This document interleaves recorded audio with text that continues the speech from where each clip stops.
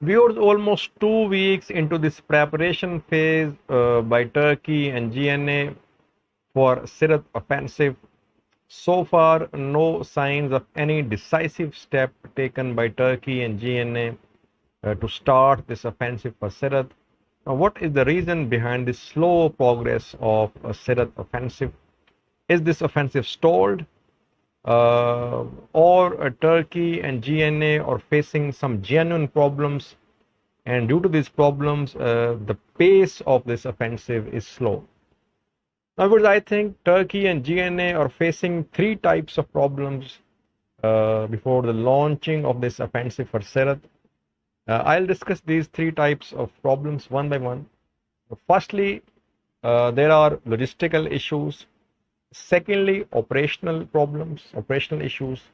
And thirdly, diplomatic issues.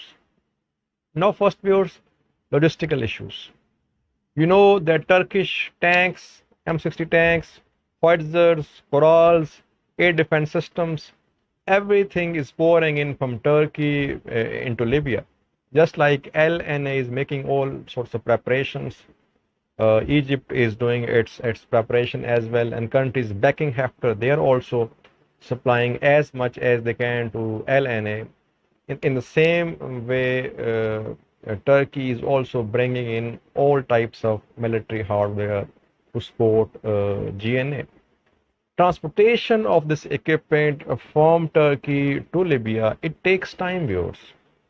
I mean, if you want to transport this equipment via the Mediterranean, it will definitely take some time. That is why it is taking time. And it will take more time, I think, if you want to bring in more military equipment. That is why in one of my previous videos, I said that Turkish supply line, it is not that much sustainable in comparison to supply line of Egypt, which borders Libya. But my Turkish viewers, they always mistook me, and whenever I try to give my comments neutrally, they always put this blame on me that I am pro-Haftar, that I am anti-Turkish. I am not pro-Haftar or anti-Haftar. I am not pro-Turkey or anti-Turkey. I analyze development strategies of both the sides neutrally. Imagine a scenario, a war breaks out between Turkey and Egypt, and French frigates, Greek frigates, they intercept Turkish cargo ships, Russian fighter jets, French fighter jets, they hit these Turkish cargo ships.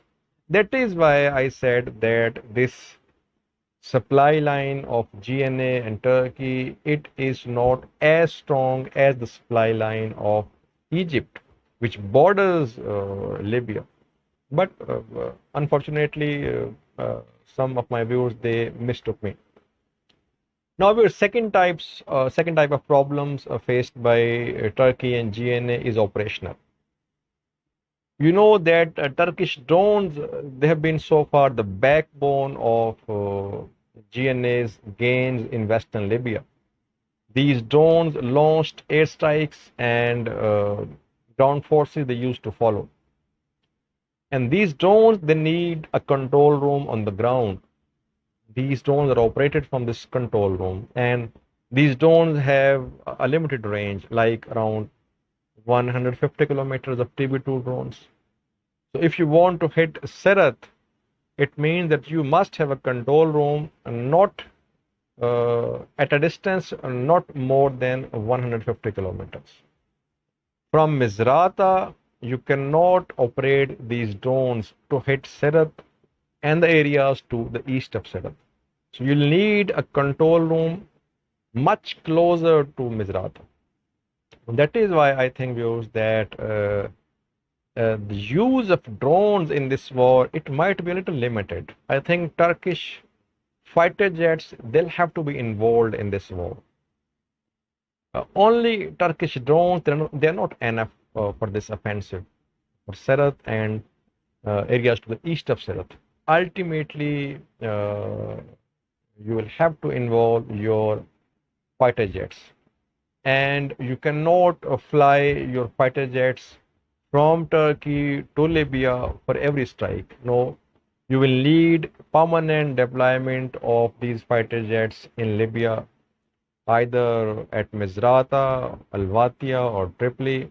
So far, I don't have any confirmed news that that Turkish fighter jets have been deployed at any of these places. But sooner or later, if this offensive Turkey decides to press ahead with it, Turkey will need deployment of its fighter jets. Then we use this military equipment which is being brought in by Turkey, like howitzers, tanks, and corrals and air defense systems. You need skilled operators to operate all this military hardware. Either you will have to expose your Turkish operators in the battlefield, or you will have to train Libyan fighters as operators. And if you decide to train Libyan fighters as operators of this military hardware, it will take some time. And Turkey would like to train Libyan fighters as well, because after all, you cannot expose all of your operators in the battlefield. So the best strategy would be to train these Libyan fighters as operators. It will take some time as well. Then we would third type of problems is diplomatic. I think this is the most important problem, that Turkey is almost alone here.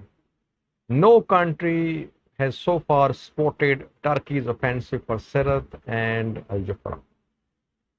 But there are scores of countries which have openly said that there must be ceasefire in Libya.